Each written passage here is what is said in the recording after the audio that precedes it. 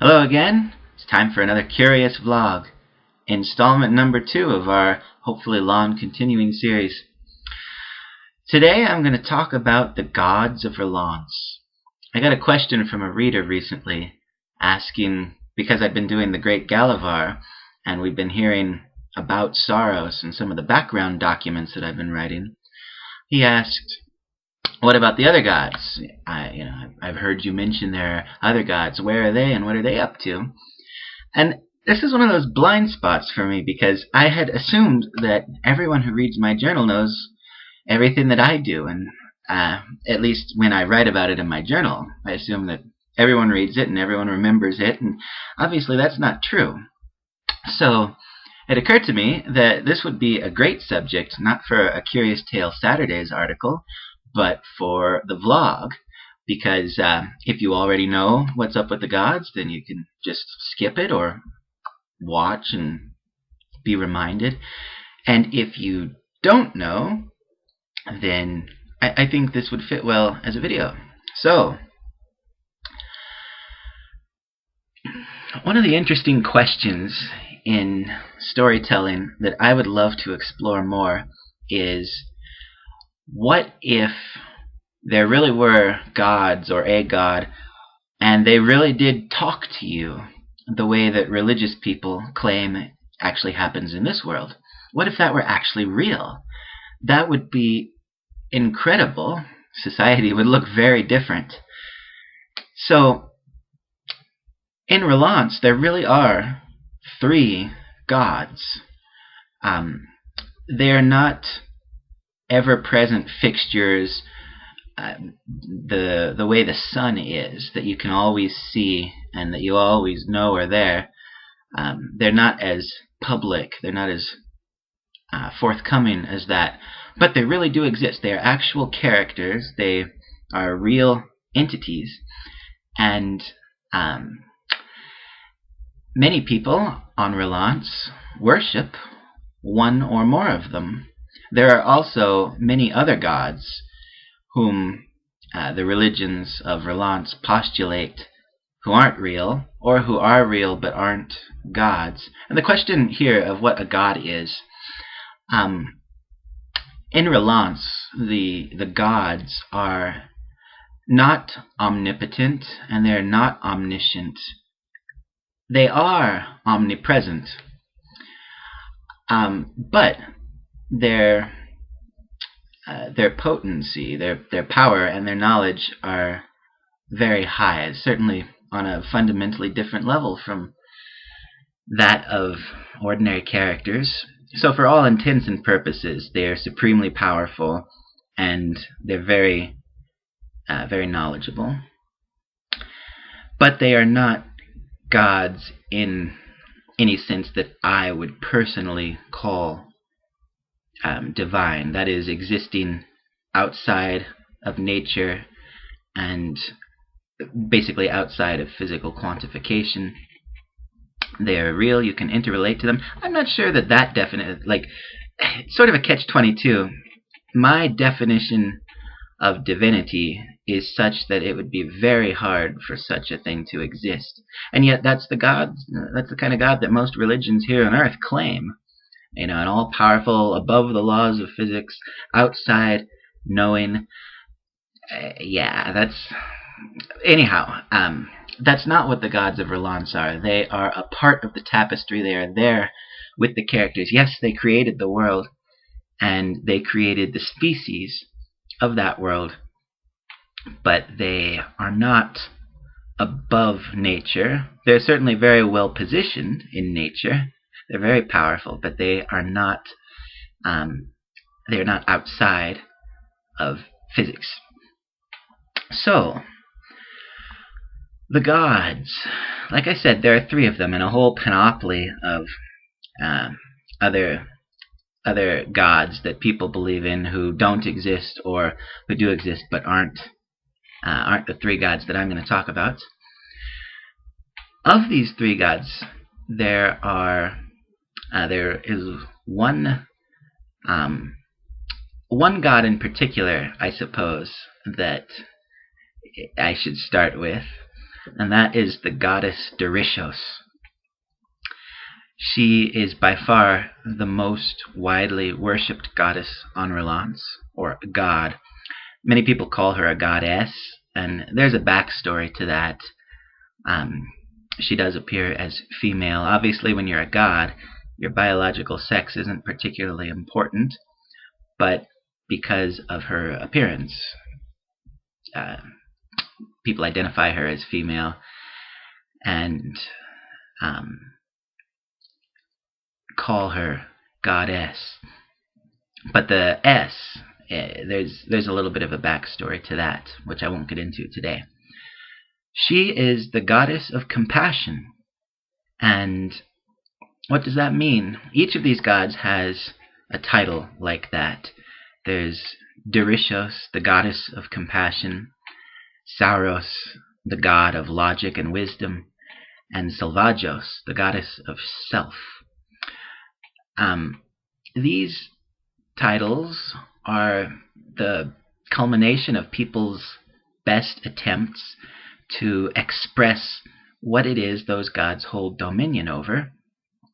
And there is a little bit of convenience thrown in there from the cultures of Relance, because they like to perceive their gods not only as holding dominion over certain aspects of life, but they like to, well, as it is with real-world religions, people like their gods to relate to their own personal problems. So compassion is always something that the world could use more of. Life is hard and often unjust, and that's true on Relance too. So people need a compassionate God figure if they're going to have God figures at all.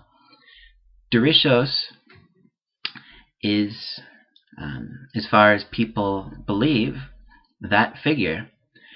Her sway is worldwide. She has followers everywhere, and outside of Gala, which we'll talk about, and outside of the Empire and certain other areas, she is the default go-to goddess, the deity that you can assume people are worshipping if you don't know better. You're going to be wrong, because there are a lot of those niche gods I mentioned, and the other two big ones, but a lot of the time you're going to be right. More often than not, you're going to be right. And you will hear Derishos' name again and again in the Great Galavar, in Maid of Son, and of course in After the Hero, where you actually get to see her. She doesn't appear, at least as yet, in the smaller works. What's she like? I think that's a question that I'm going to save for the future, because, like I said, you do get to meet her eventually, and I'd sort of like to save some of that for her on-screen appearance, because I think it'd be cool to build up some anticipation. But where does she live? I was specifically asked, where are the other gods? Well, Derishos resides in a place called Nuage, which is above Devorange, and it's based on the French word for cloud, and it looks like a series of clouds that never move and never go away. And it's really up there. If you could fly high enough, you could get up to it. And before you ask, what about creatures that fly? It is pretty high up. Still, it's possible to get up there to the realm of Derishos. And people try. People are always trying to get to the gods and to see them for themselves in person. And what better place than to look than in the realms of the gods. So many people do try. There are a number of there's some artistic license I take with physics in Relance, and it's not really as simple as flying straight up. I said that a moment ago, but that's a little bit misleading. But there are ways to get up there, and not ways that people usually succeed at. Usually when people interact with the gods, it's the gods who come to them in one form or another, and not they who go to the gods. But she's up there, and she's always up there, and from there she can see all of Relance, looks down upon it, and she is definitely the most engaged of the three gods in terms of daily life and world affairs on Relance. That's one of the reasons why so many people worship her. She's more present. At the beginning of After the Hero, she helps out the resistance, and they aren't the resistance yet, but she helps out the people who are fleeing from Gala. She even helps out the hero Renham in his attack on Gala that starts the whole thing. And I do want to say a few words about this title of hers, the Goddess of Compassion. It's not entirely wrong, and it's also not really correct either. Her behavior, her actions in the story are easy to reconcile with the concept of a compassionate deity. I wouldn't say that you should assume that that's her entire purpose, that she's just some sort of compassion spigot, because that's not correct at all. And I think you'll find when After the Hero finally does come around, I think you'll find that she is much more misunderstood than people tend to believe. But if there were gods, don't you think that would be a pretty common problem? If there really were those supreme beings out there, I imagine that we would make many mistakes about their nature, even if they interacted with us on a regular basis. I see that the 15-minute time limit is coming up. That's crazy. It doesn't feel...